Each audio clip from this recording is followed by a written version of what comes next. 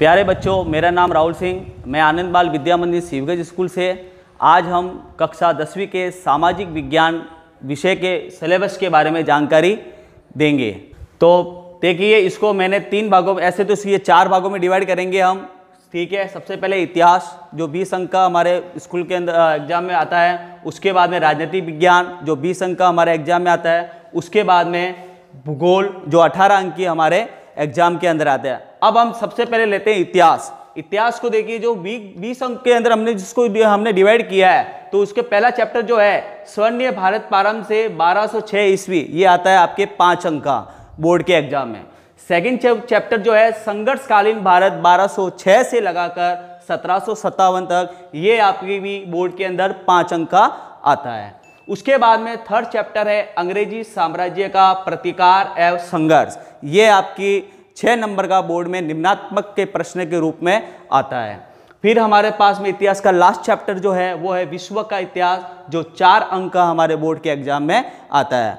हाँ बच्चों, अब देखिए नेक्स्ट सेकंड भाग जो इसका है वो है राजनीतिक विज्ञान, जो 20 अंक का हमारे बोर्ड के एग्जाम में आता है। तो इसको भी हमने 3 भागों में डिवाइड की, 3 चैप्टरों के अंदर है, बता रहा हूँ मैं आपको। पहला चैप्टर है लोकतंत्र, जो 5 अंक का बोर्ड के एग्जाम में आता है। फिर आता है छठा चैप्टर जो आता है केंद्र सरकार, वो है 7 अंक का, जिसका निम्नात्मक क्वेश्चन बोर्ड के अंदर हमारे आता है। उसके बाद में 7वां चैप्टर है राज्य सरकार का, जो 8 अंक का हमारे बोर्ड के एग्जाम में निम्नात्मक के रूप में आता है। उसके बाद में हम नेक्स्ट लेंगे भूगोल, जिसके अंदर ये हमारे एग्जाम में 18 अंक की आती है।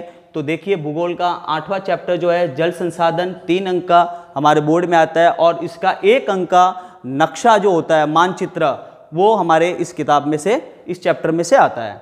फिर आता है 9th चैप्टर भारतीय कृषि, जो 3 अंक का हमारे बोर्ड के एग्जाम में आता है, और 1 अंक हमारे मानचित्र के नक्शे में आता है। उसके बाद में हम लेंगे 10वां चैप्टर खनिज एवं ऊर्जा संसाधन, ये भी 3 अंक का हमारे बोर्ड के एग्जाम में आता है, और 1 अंक इसका मानचित्र के रूप में आता है। फिर हम लेंगे 11 चैप्टर विनिर्माण उद्योग, ये भी 3 अंक हमारे बोर्ड के एग्जाम में आता है, और इसका 1 अंक जो होता है वो हमारे मानचित्र के रूप में आता है। फिर हम लेंगे 12 चैप्टर मानव संसाधन, इसका भी 3 अंक हमारे बोर्ड के एग्जाम में आता है, और 1 अंक हमारे मानचित्र के अंदर आता है।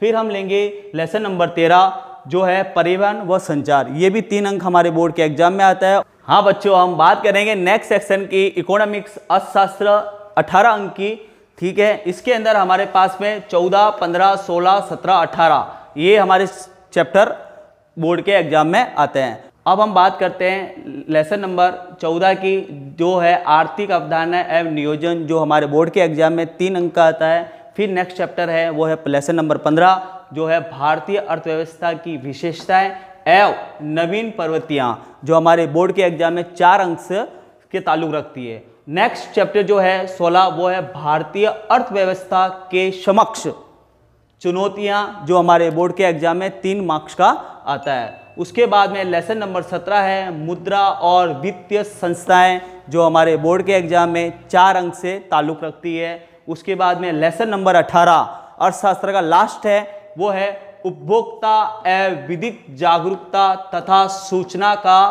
अधिकार। इस प्रकार से ये जो 5 चैप्टर जो मैंने अभी आपको बताए थे, ये आपके अर्थशास्त्र में कवर होते हैं। अब हम बात करते हैं जो हमारे 2 चैप्टर बोर्ड के एग्जाम में आते हैं, वो है हमारे कंपलसरी होते हैं। पहले 19वां है सड़क सुरक्षा और शिक्षा, ठीक है, ये 2 मार्क्स हमारे बोर्ड में आता है। उसके बाद में 20वां चैप्टर जो है स्वच्छता एवं ठोस कचरा प्रबंधक, ठीक है, ये हमारे इस किताब का, सामाजिक की किताब का लास्ट चैप्टर है, ये भी 2 अंक का हमारे बोर्ड के एग्जाम में आता है। नेक्स्ट वीडियो में हम भूगोल से संबंधित अध्याय 8 का जल संसाधन के बारे में हम अध्ययन करेंगे। धन्यवाद। जय हिंद। वंदे मातरम।